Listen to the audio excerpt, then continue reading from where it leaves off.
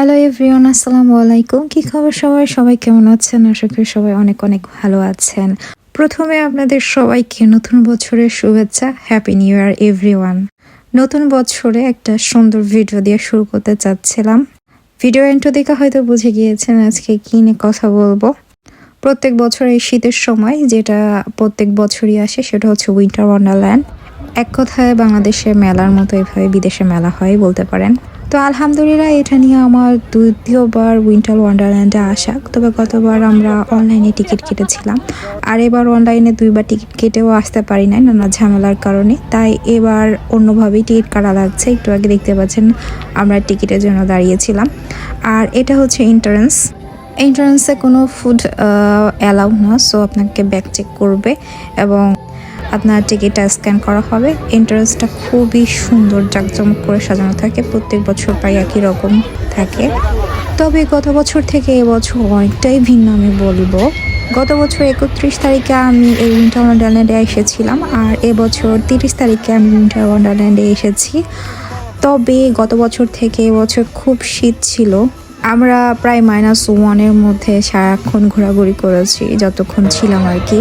মোটামুটি সব একই রকম থাকলেও এবার অনেক কিছু এক্সট্রা করে বাড়িয়ে দিয়েছে, যার ফলে আমাদের হাঁটা চলা করতে বেশ ঝামেলা হয়েছে। গতবার এত ভিড় ছিল না, এবার আসবো করে আসা হচ্ছিল না। আমরা দুজনেই ভেবেছিলাম গত বছর থেকে এবছর হয়তো ভিড় একটু কম হবে, কিন্তু বাস্তবে আসলে তা না। গত বছর থেকে প্রায় 3 গুণ ক্রাউডই এটা ছিল এবং অনেক কিছু এক্সট্রা অ্যাডও করা ছিল, এই জন্য জায়গা মোটামুটি কমই ছিল।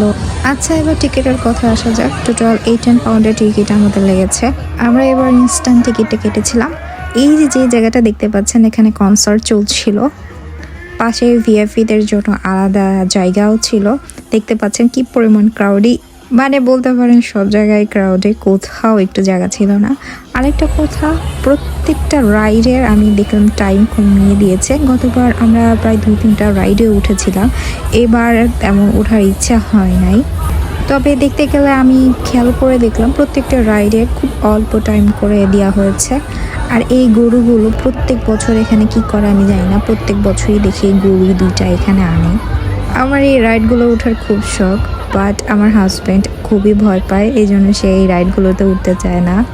সো একা একা এই ধরনের রাইডে ওঠার কোনো মানেই হয় না, এনজয় করতে পারবো না। তাই বসে বসে দেখি, আমার দেখতে ভালোই লাগে।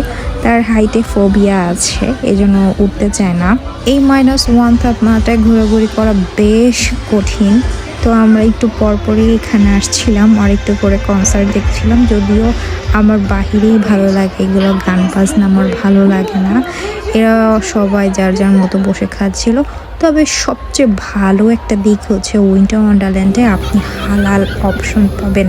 একটু পর পর আপনি যে কোনো দেশের খাবার ভ্যারাইটিস আপনি টেস্ট করতে পারবেন। তবে সবগুলো হালাল না, হালাল অপশনগুলো তো উপরে লেখাই থাকে হালাল, সাইডে গ্রিনভাবে লেখা থাকে ভেগান, হালাল, ইচ অ্যান্ড এভরিথিং। আপনি জাস্ট একটু খেয়াল করলে আশেপাশে পেয়ে যাবেন হালাল ফুডের অপশন। সো এখানে ফুড নিয়ে তেমন একটা ঝামেলা নাই।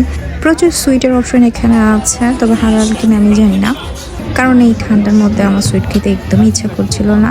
এই দোকানটা হালাল ছিল, ওখানে হটডগ সেল হচ্ছিল। আর এই খেলাগুলো অনেকটা আমার কাছে জোয়ার মতো মনে হয়েছে। অর্থাৎ আপনি টাকা দিবেন, টাকা দিতেই থাকবেন। হয়তো লাকিলি একটা বার হয়তো যেতে পারে তার জায়গা মতো, তখন আপনি গিফটে পাবেন। সো এটা ওয়ান কাইন্ড অফ আমার কাছে জোয়ার মতো মনে হয়েছে। দেখতে ভালোই লাগে, বাট আসলে এগুলো তো আমাদের ইসলামে হারাম।